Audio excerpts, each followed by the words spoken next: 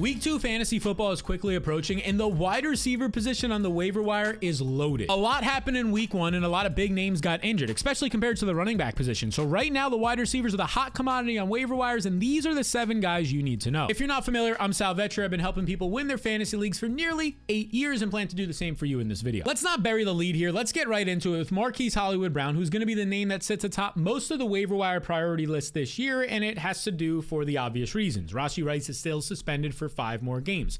Xavier Worthy this past week, if you watched on Friday Night Football in prime time, hurt his shoulder. Now, Hollywood Brown re-signed with the Chiefs this offseason, but last year he only played 2 regular season games due to his own shoulder injury, but in those 2 games, he actually had 7.5 targets per contest. Honestly, who really cares about that? But it just goes to show you that Patrick Mahomes was throwing the ball his way, and if we look back outside of this year, last year, where he only played 2 games due to the injury, before that, this guy, Marquise Hollywood Brown, 100 targets, 145, 100 targets. All he did was go out there and earn triple-digit targets in his career, because this guy is very good at getting open. He's a player who predominantly has played on the outside in his career, but when moved into the slot in smaller sample sizes, like many talented receivers, finds a lot of success. And that's what we saw in that week 1 Friday game, because as I mentioned here, the biggest competition entering the season for the first 6 weeks was supposed to be Xavier Worthy. All reports coming into and out of that week 1 game were that Xavier Worthy was going to have the offense around him, focused around him without Rashee Rice. Unfortunately, on play 3 of the game, Xavier Worthy suffers a shoulder injury. At best, he's going to return in 3 to 4 weeks with a very high likelihood of re-injury, or at worst, will miss the whole season due to surgery. And that's backed up right here by SportsMD Analysis. Deepak Chona over on Twitter. Be sure to follow him. He says Xavier Worthy without surgery returns in about 3 weeks with a 50% re-injury risk,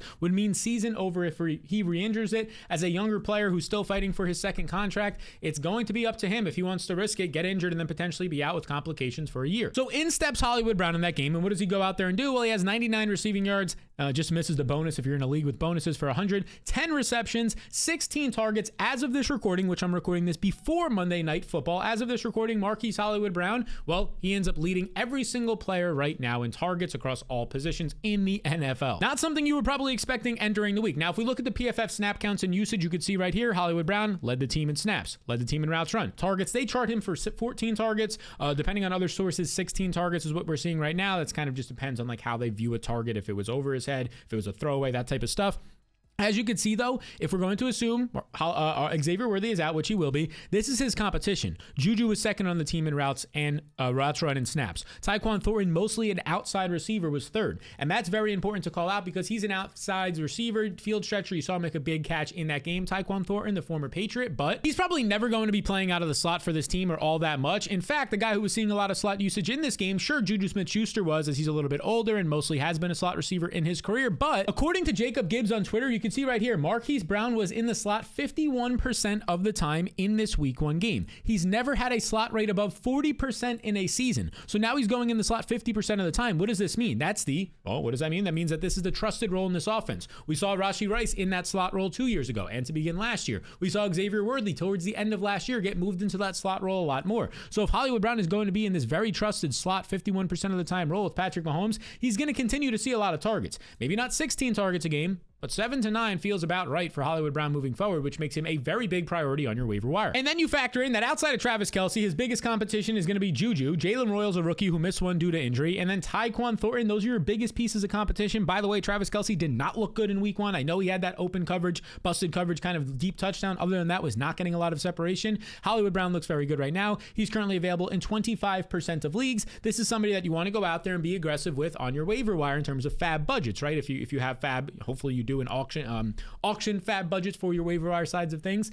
Yeah, you should be trying to spend a good amount. That doesn't mean go spend 50 to 100%. I have the recommendations in the fantasy blueprint for every single player, percentage of your fab budget. Hollywood Brown is somebody you want to spend for. And another player that you probably want to spend up for is Keenan Allen, because honestly, this guy, he's in this video because he's available in at least 50% of fantasy leagues right now. And I get it. He's 33 years old, over 33 years old, right? He turned it like 3 or 4 months ago. That's not great. But last year at 32 years old, he showed us he had a lot left in the tank, because despite being in a bad Chicago Bears offense, he earned 120 plus targets. He earned 70 receptions for 744 yards. But really down the stretch in weeks 12 through 16, when a 32-year-old receiver, if anything, should be falling off, no, we got prime Keenan Allen the final 4 to 5 games of the year last year. During that stretch, Keenan Allen averaged 20 fantasy points per game on over 10 targets per game and was the wide receiver 8 in fantasy production during that 5-game stretch. And now he's back with his former quarterback Justin Herbert, who in his career with Justin Herbert, Keenan Allen produces. Check this out right here. He's played 53 games in his career with Justin Herbert, 72 games without about him. In those 53 games, Keenan Allen averages 17.8 fantasy points per game,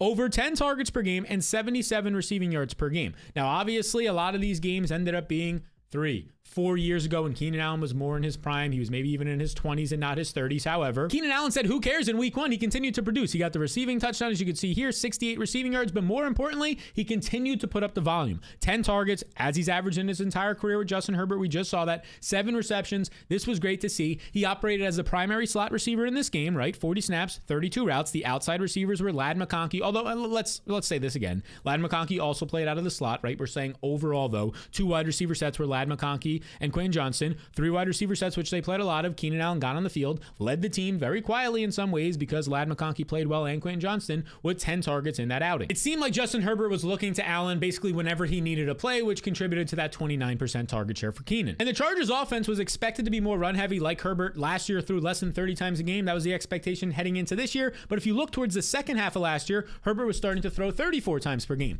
They were starting to become more pass heavy. And during this year, it looks like Quentin Johnston maybe is taking a step forward. It looks like they maybe have more confidence in the overall passing attack here, especially with getting a wide receiver 3 and Keenan Allen back. If you look at the wide receiver competition here, look, it's a lot of competition. Like, Ladd McConkey should still lead this team in targets by the end of the year. He's that talented. He's that damn good, and he looked like it once again on film in week 1. Quentin Johnston's more of a spike player overall, but he's giving them an option on the outside now for really the second straight year, and he looked very solid. Good to see him back from that preseason concussion, and now Keenan Allen. So there's a lot of competition here. I don't expect these guys to all go out there and have 7 to 10 targets per week, but I wouldn't be shocked if Keenan Allen is that stable piece for 5 to 7 plus targets for Justin Herbert. As I mentioned, he's in this video because he's currently available in 50+% of leagues. As of right now, it's exactly 50% of leagues. So as of everybody watching this, it's like, Keenan Allen was drafted in my league. Yeah, he was drafted in a lot of my leagues as well. But 1 out of 2 people watching this, he's on the waiver wire and he is a priority. Now, before we get into this next wide receiver you need to be adding before your friends do in fantasy, if you want to see my top 50 overall players for week 2 so you can set the best lineups, it's completely free at fantasyrankingsfree.com or at the link in the description below. That will take you to this page where you just enter your email. I'll send you those top 50 overall rankings. Make sure to check your spam and promotional folders as well. But if you want to also see my top 150 overall rankings so you know exactly, even in your deeper leagues, who you need to be starting, especially in those flex decisions, waiver wire tiers and priorities to see where all the players in this video rank out and fab budget requirements, and a lot more tools, game by game matchup notes, and a whole lot more, well, that's why I built the Fantasy Blueprint. It's what I use in all my leagues, and over 10,000 people are currently using in their leagues. You can join them as well. You can do so by clicking the link in the description below, which will take you to this page to learn more about the Fantasy Blueprint, or you can just type in jointheblueprint.com. You could read up on all this. You could read some of the reviews and testimonials from people last year. Again, there's over 10,000 fantasy players, maybe some of your league mates, using these tools right now to help them win their weekly matchups from week 1 to championship week. You can come in and join as well, as there's limited spots available at jointheblueprint.com so you can smack around your friends in fantasy. The next player we have to talk about is one that we kind of just mentioned because it's another Chargers wide receiver, Quentin Johnston. Yes, another name flying maybe up waiver wire boards. I was going to say under the radar, but he's not because of what he did in prime time. Now look, this is a guy who was a first round pick back in 2023. I believe the first wide receiver selected in that draft, and for the most part, his first season was not that great. He was, I would say, a bust. 5.5 fantasy points per game. Struggled in the preseason. Had a lot of drops. It's kind of been the name of the game for Quentin Johnston, including last year. But he did bounce back last year. A lot of it had to do with receiving touchdowns, 3 of which were busted coverages. But anyways,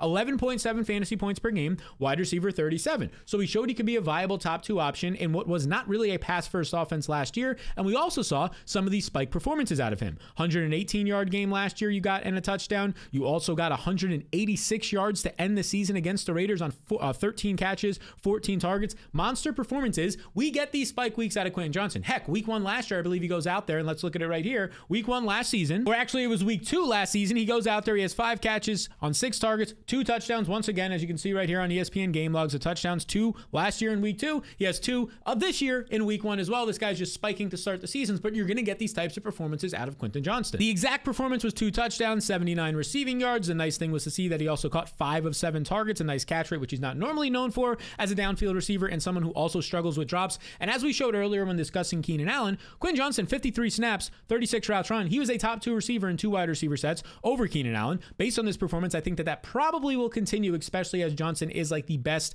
downfield receiver when you look at the ways that Keenan Allen plays in his play style. Same thing for Ladd McConkey, somewhat overlapping skill sets there. Just like we mentioned with Keenan Allen, this is a loaded wide receiver room. Ladd McConkey's the number 1. There's going to be a battle for Keenan Allen, Quinn Johnson as a number 2 option in this offense. We're hoping that Justin Herbert is forced to throw 35 times a game. We don't know if he'll be in this close games like they were with the Chiefs in week 1, but Quinn Johnson right now should not be available on 90% of waiver wires like he currently is. You can see that right here where he's currently available. Yeah, 91% of waiver wires. He's only rostered in 9% of Yahoo leagues, and this is pretty similar to Sleeper and other platforms, ESPN as well. So Quinn Johnston, he's not as much of a priority as those other 2 players we talked about, but he's definitely one of the top waiver wire ads in most fantasy leagues right now. And very quietly, so is Cedric Tillman, who is somebody that in like the 14th, 15th round of fantasy drafts, when we made some of our videos and strategy guides this year, we were highlighting as a player that you should probably take a stab on, because Cedric Tillman is somebody who has looked so clean when he's been healthy these last 2 years with the Cleveland Browns and given that number 1 wide receiver role. Like last year, in the 4 games after Amari Cooper was traded to the Bills, those 4 games before Cedric Tillman suffered a concussion and missed some time, he was averaging 18.5 points per game, 10 targets per game, 75.5 receiving yards per game. During this stretch, he was a top 12 fantasy receiver. Of course, it was with Jameis Winston, the stimulus pack that was making everybody in Cleveland look good. But Joe Flacco's the quarterback in Cleveland right now. I would say he's not as boom as like the highs of Jameis Winston, but he is a guy who likes to sling the ball downfield. And that's exactly what we got in week 1 in a good matchup against the Bengals. Flacco was slinging it downfield. You got a touchdown for Cedric Tillman, 52 receiving yards. More importantly, he caught 5 of a very strong 8 targets in this game, operated as a number 1 X outside receiver in this contest. When you look at the routes and snaps, he led the team, tied with Jerry Jeudy in snaps, led the team in routes. These 2 wide receivers, Jerry Jeudy and Tillman, are basically the only wide receivers on this team. They ran a ton of 2 tight end sets, as you can see here, Njoku playing 64 snaps and Harold Fannin playing 55. The next closest wide receiver was Isaiah Bond and Jamari Thrash, with just 21 snaps each. This Browns offense, as we kind of expected and they hinted at by drafting Harold Fannin in the preseason usage, they want to run a lot of 2 tight ends, a lot of 2 wide receivers, and that makes me like Cedric Tillman as an X receiver on the outside for Joe Flacco, especially based on his cost of being free on the waiver wire. And it's even more interesting when there's a week with like Keenan Allen and Marquise Brown that people will load up their waiver budgets for, and maybe you can sneak in a Cedric Tillman, because as I mentioned, it's basically just Jerry Jeudy as his competition out there.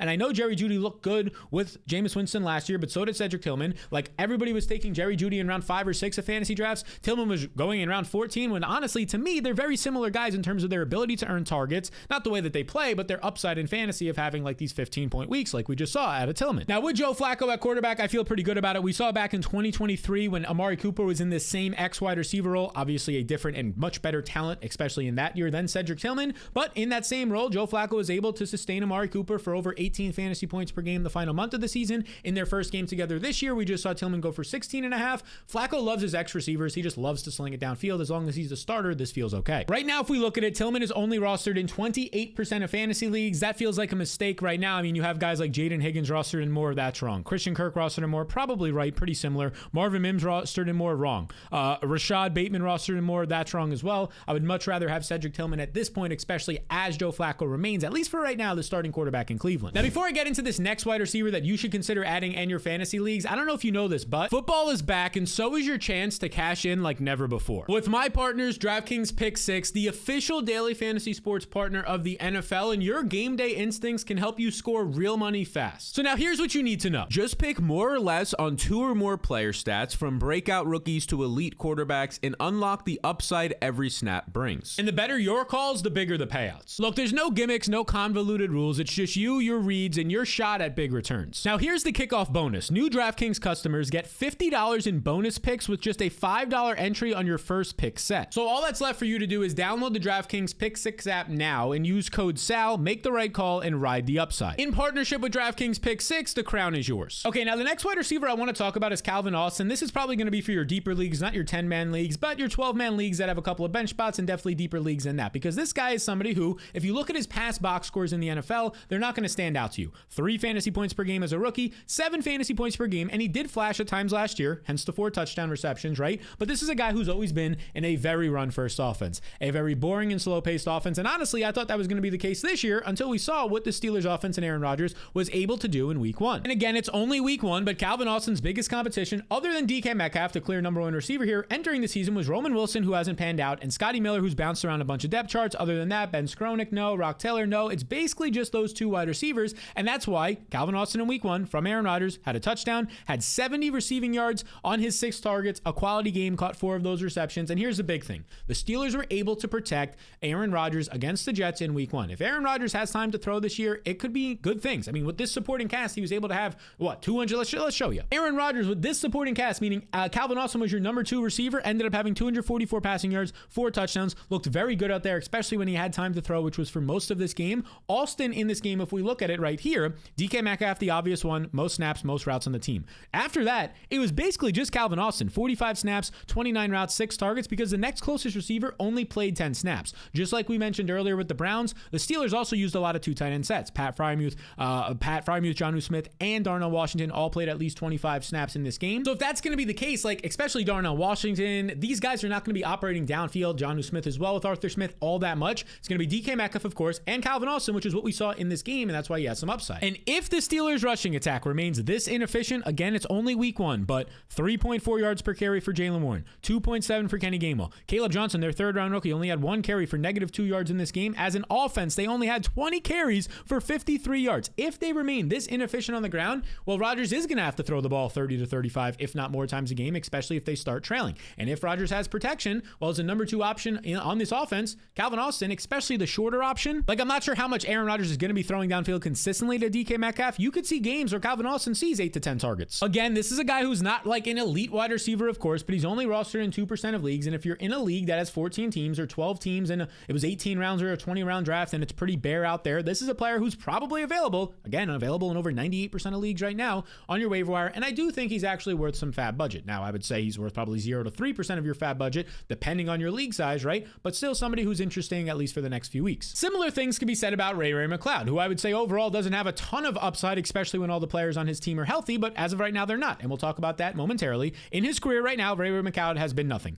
3 fantasy points, 2 fantasy points. Last year as a Falcon with Kirk Cousins, especially in the beginning of the year, he had 8.3 fantasy points per game. This was a guy who, despite having multiple players on his team push for 1,000 yards in Darnell Mooney and Drake London, he was still able to go out there and have 62 receptions as a wide receiver 3 in this offense, 686 receiving yards. Like, those are numbers that are very solid in the NFL for a wide receiver 3, not a wide receiver 2, a wide receiver 3 on his offense. Now, in week 1, in this game where there was no Darnell Mooney, by the way, Ray McCloud has 51 receiving yards. He catches 3 of 5 targets. Okay, it's nothing crazy. It's 8.1 PPR points in this contest. Again, that's nothing crazy by any means. If you look at his usage in this game, though, it was interesting. He plays 55 snaps. He operates as a top 3 receiver, which he would have done either way if Darnell Mooney was out or in the game. Darnell Mooney was out, which allowed Casey Washington to come in and operate, play 72 snaps, pretty insane, 46 routes, 6 targets. You have Drake London running 67 routes before getting hurt later in the game, or 67 snaps, 39 routes. So basically, this is what it comes down to. Ray McCloud is going to be on the field no matter what in this offense. He's going to earn targets in the short to intermediate part of the field, where Michael Penix, for some reason, was not throwing downfield at all in this game. He was basically only throwing to the short parts of the field and intermediate. But we knew coming into this game that Darnell Mooney was hurt. We'll see if he ends up playing this week. And Drake London hurt his shoulder at the end of the game, and SportsMD analysis thinks it's an AC joint sprain, which would be about 1 to 2 weeks, but severity varies. If he can log 2 limited practice this week, data favors Drake London playing. So if Drake London plays, you're not picking up Ray McCloud. If Drake London doesn't play and you're in one of these deeper leagues, Ray McCloud profiles out as a guy who can earn 6 to 8 targets this week. And again, if you're in a deeper league, multiple flex spots, that is something that is appealing because it's startable. We don't have to spend too much more time there. As you can see right here, Ray McCloud's available in 99% of leagues. You kind of get the gist on that one. He's only interesting at all if Darnell Mooney or if Drake London and or Darnell Mooney are out. Next guy we have to talk about is Kayshon Boutte, because he was one of very few players in week 1, like CeeDee Lamb's, right? One of very few players to actually go for over 100 yards. Keon Coleman was one of them. Zay Flowers was one of them, right? Kayshon Boutte was one of those guys. And this was a guy very quietly last year who was pretty solid. Like, look, over his final 10 games last year with Drake May as a rookie in a terrible offense with bad coaching and a bad offensive line as an outside receiver, 5.8 targets per game. So you're going to tell me over his final 10 games, he was averaging 6 targets per game when everything around him was awful? Like, that's not that bad. Obviously, it's not elite. There's a reason why he wasn't a first-round pick in fantasy football, right? But he's now available on your waiver wires after doing this. He went out there, he had 106 yards on 6 receptions. You scroll over and you see that he ended up having a nice 8-target game as well. These are very solid numbers for a guy who clearly built chemistry with Drake May last year, enough to earn 6 targets per game from him down the stretch. He also had these blow-up weeks of 20 fantasy points, 5 catches and a touchdown and 95 yards. Final game of the year, 7 catches, a touchdown, 117 yards, 25 fantasy points. So if you're looking at it right now, this game, and the one that he just had, 3 out of his last 4 games, he's averaging over 100 yards per game at this point and 20 fantasy points per game. That's something. Especially when a lot of your friends will pick up Marquise Brown over him, as they should, and Keenan Allen, as they should, and Quentin Johnston, as they probably should, even though, once again, Kayshon Boutte leads the team in snaps, leads the team in routes, tied for the league in targets. Of course, Stefon Diggs, as you see right here, is probably going to play more than 40 snaps moving forward and probably then going to earn more than 7 targets. But he still ran 37 routes. Like, sure, maybe he plays a little bit more moving forward, but it's not like he's going to play a ton more. He basically ran all the routes. He just came off for like 8 to 10 because of the injury he's still recovering from last year, the ACL. So when I look at this wide receiver room, it's pretty obvious that the top 3 receivers are going to be Stefon Diggs, Demario Douglas, who looked good in that game, and Kayshon Boutte. And look, if there's a player who can break out, Boutte, if you remember him from LSU, this was a player who had a ton of upside. He broke out very young if we scroll down to it over at LSU. I mean, this was an 18-year-old with serious competition at LSU, and he came out and he had 45 catches, 735 yards, but then he just never kind of broke out since then. There was some like maybe motivational questions about him in the NFL draft, which is why he slipped in the draft. But maybe now is his chance to break out with better coaching, better offensive line, and Drake May entering year 2. Who knows? It's maybe worth stashing for a week or two. If you're curious, Boutte is also available in 99% of leagues. Now we have to talk about the 49ers wide receiver room, because at this point right now, you kind of already know that Brandon Ayuk is banged up, right? You know Brandon Ayuk is banged up. He's going to miss a lot of time. He's on IR. You go down here, you know George Kittle, at least if you watch this game this weekend, George Kittle left with a hamstring, did not return, was quickly ruled out. That's not good. Juwan Jennings left with a shoulder injury and is going to get an MRI. That's not good. Based on what SportsMD analysis is saying right here, like they're probably going to be without Kittle. Average is a 2 to 3 week return, but he's saying based on the fact that he is 31 and has soft tissue history, his performance dip might be a little bit more, or he might miss a month or something along those lines, right? You look at Juwan Jennings, he basically says it was a shoulder, left the game, MRI is happening tomorrow, which is now today based on my recording, limited info right now. So George Kittle's missing time moving forward, Brandon Ayuk's missing time moving forward, Deebo Samuel's not on this team, and now maybe Juwan Jennings is missing time moving forward. So that leaves, obviously CMC is going to see a lot of usage, 10 targets this last week. Ricky Pearsall had a great week 1 with 100 yards, but outside of that, let's assume Juwan Jennings misses time. You're looking at your number 2 and number 3 receiver on this team being some combination of Marquez Valdes-Scantling, Sky Moore, Russell Gage. Like they have DeMarcus Robinson, but he's still suspended. So like moving forward out of these options, if you're going to pick anybody up, assuming Jennings misses time, I guess it's going to be like Russell Gage. At this point, I don't want to be taking a stab on Marquez Valdes-Scantling's 3 targets. I've never seen it out of Sky Moore. At least I've seen some flashes in his career out of Russell Gage. This one's pretty gross. It's for your deeper leagues only, and it's only if Juwan Jennings misses that game in week 2. One more player I want to talk about, he's obviously not a wide receiver, he's a tight end, but I wanted to fit him in here, is Harold Fannin, the 3rd round rookie for the Cleveland Browns, because this guy's definitely worth a stash. He was a huge target hog during his time at Bowling Green in college, and that continued into week 1 of the NFL season, where this team played heavy 2 tight end sets like we showed you earlier when talking about Cedric Tillman, and that led to 63 receiving yards, 7 receptions on 9 targets out of him. I believe these 9 targets for a rookie tight end in their debut was like one of the highest we've ever seen, and the highest for a Cleveland Browns rookie tight end, which is pretty insane. And at the end of the day, like if you're talking about Cedric Tillman, yes, I'd rather have Cedric Tillman over Harold Fannin, and then Jerry Jeudy, of course, as well. But after that, there's not a lot of playmakers on this team right now. And the big thing here, and the reason why I want to bring him up outside of just for deep leagues, is that this is going to absolutely crush David Njoku. Like if David Njoku is going to have to share playing time and targets in the same areas of the field as Harold Fannin, who is clearly talented and earned 9 targets right away as a rookie, that's really going to hurt those 8th and 9th round shares that you got of David Njoku. I'm not going to panic right now. It's just 1 week, but this is concerning that Fannin was that involved in week 1. All right, so these are the 7 wide receivers, and we threw in a couple of other recommendations at the end there that you need to be looking at seriously for your waiver wires this week. Now, if you want to see the 5 running backs this week that I think are worth at least adding or stashing in fantasy leagues, not a lot of big injuries at the running back position, but still some nice names out there and new developments, you can check out this video right here. This will be the running back version of this video. I appreciate you all a ton, and if you could hit the subscribe button before you go, we're so close to 200,000. That would mean the world to me.